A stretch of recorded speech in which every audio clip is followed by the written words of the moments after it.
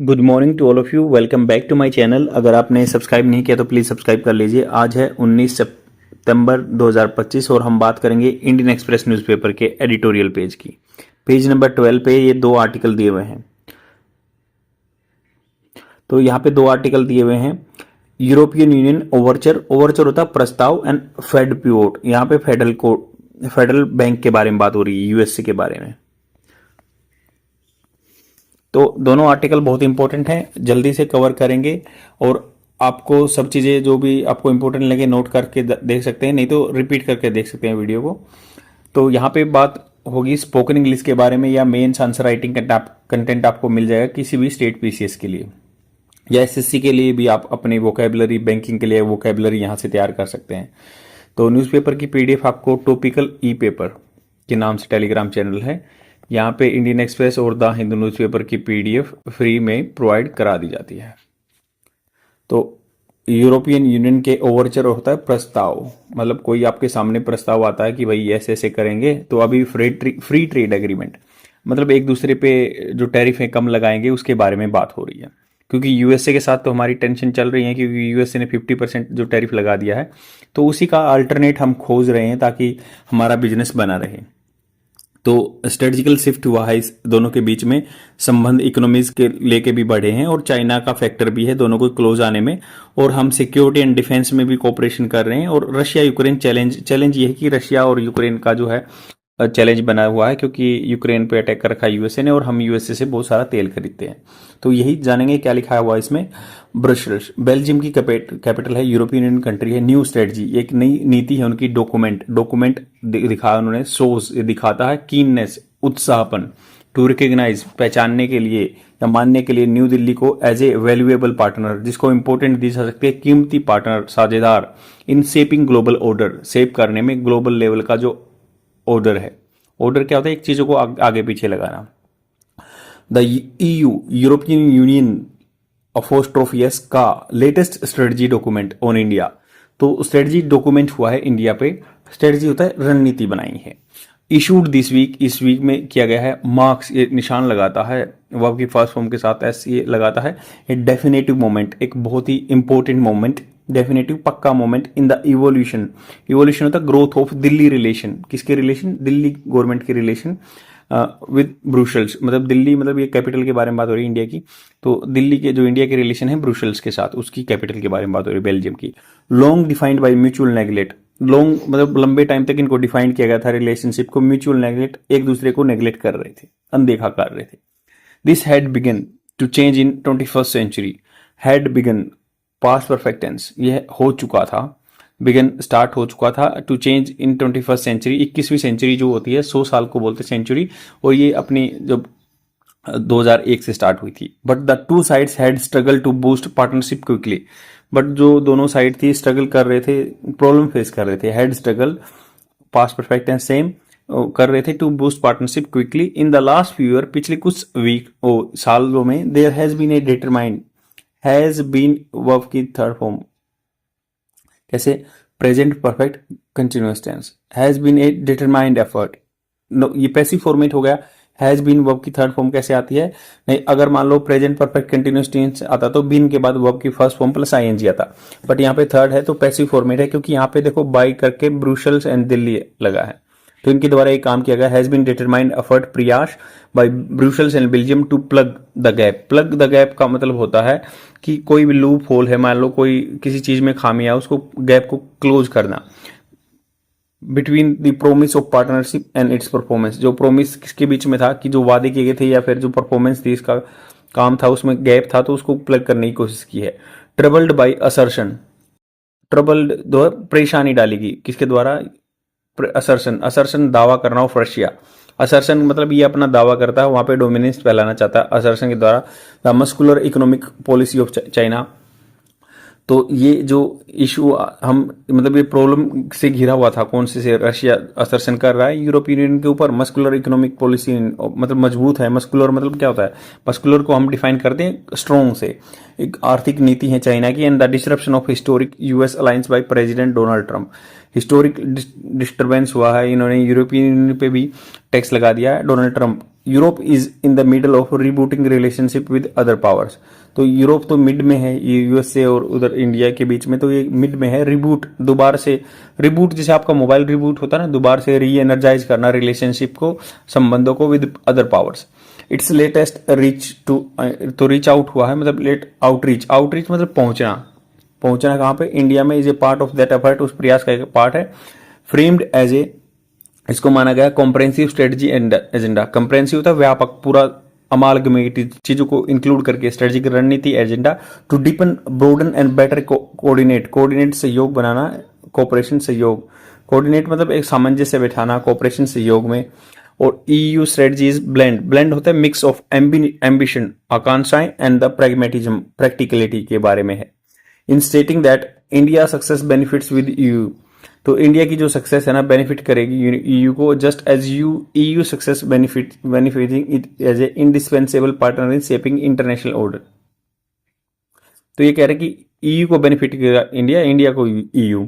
Brussels has move from treating New Delhi as a useful interlocutor, तो Brussels जो है move हो चुका है फ्रॉम ट्रीटिंग न्यू दिल्ली को एज ए यूजफुल इंटरलोक्यूटर, मतलब मध्यस्थता करने वाला मानते थे।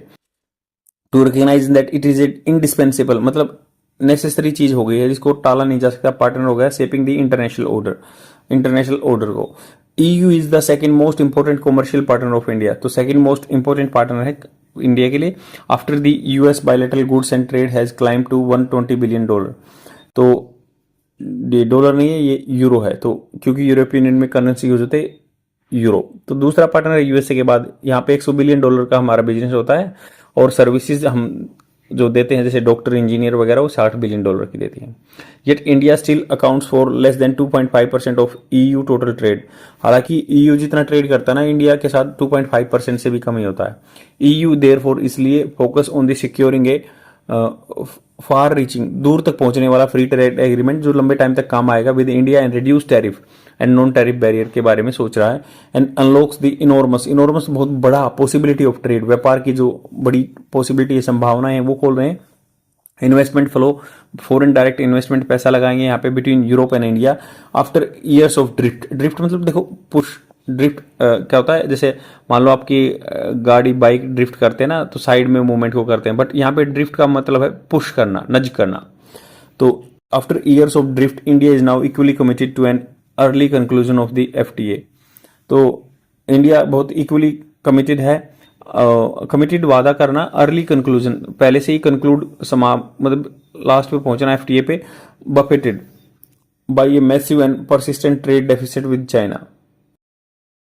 बफेटेड मतलब थोड़ा सा गुस्सा होना, बाय मैसिव बहुत बड़ा, persistent trade deficit with China and shock by Trump exorbitant होता काफी महंगा, एग्जॉर्बिटेंट कोई चीजें होती है ना महंगी चीजें, टैरिफ्स लगाए इन्होंने। India sees free trade with EU as a major strategical objective now, ये अच्छा उद्देश्य है।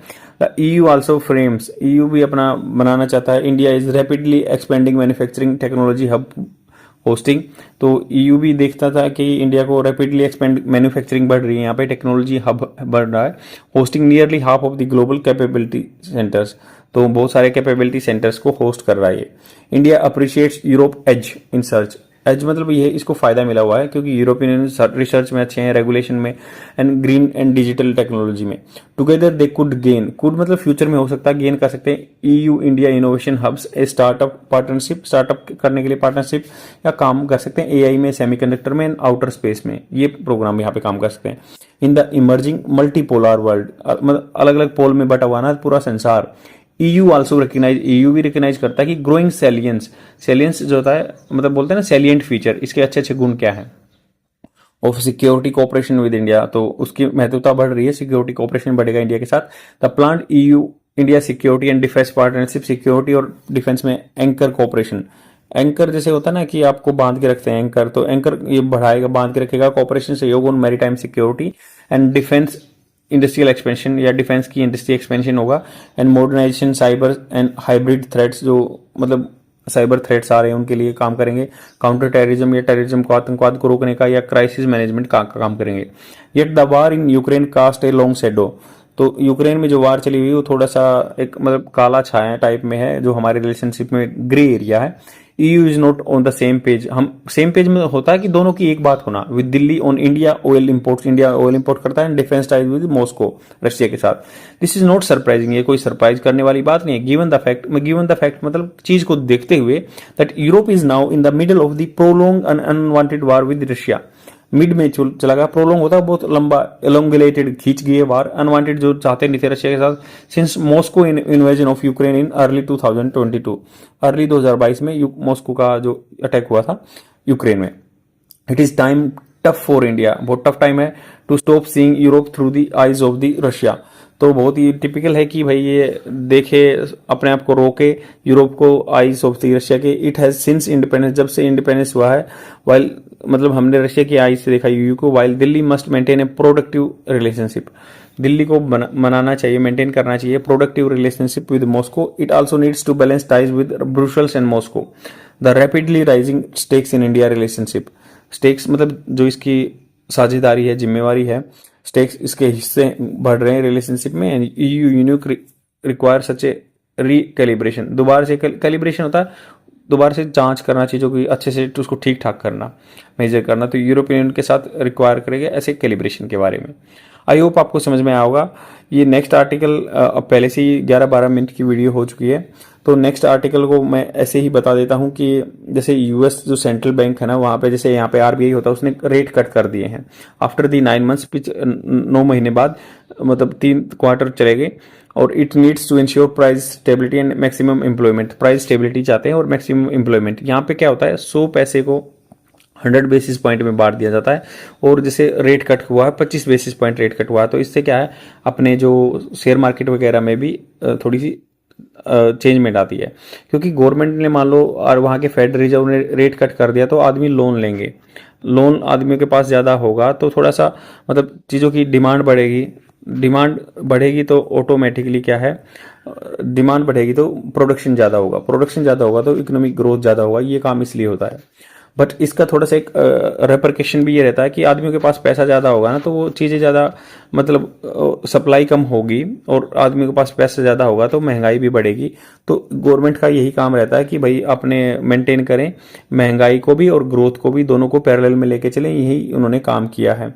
तो सेम ऐसे ही पूरे आर्टिकल में ये बात दी हुई है। आज के लिए इतना ही, बने रहिए चैनल पे, आपको कंटेंट मिलता रहेगा, कुछ भी हो, इंडियन एक्सप्रेस से या द हिंदू से, स्पोकन इंग्लिश के लिए और आपकी एग्जाम प्रिपरेशन के लिए। आज के लिए इतना ही, thank you very much, bye.